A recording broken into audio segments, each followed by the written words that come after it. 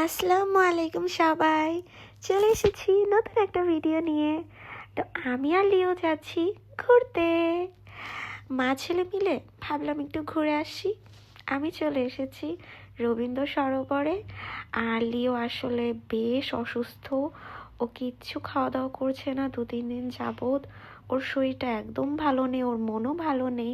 তো ভাবলাম ওকে নিয়ে একটু আউটিংয়ে যাই, একটু ঘুরে আসি, হয়তো ও একটু ভালো অনুভব করবে।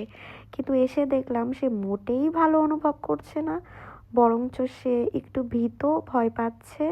কারণ সচরাচর তো সে বাসার বাইরে বের হয় না, এবং সে চাইছিল সে পালিয়ে চলে যাবে।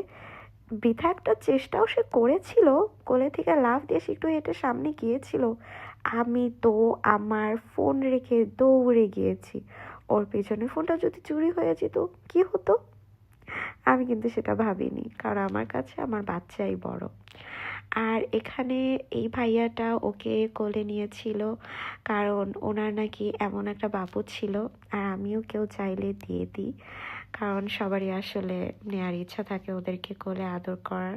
ওরা হয়ই এত অ্যাডোরেবল আর আদুরে।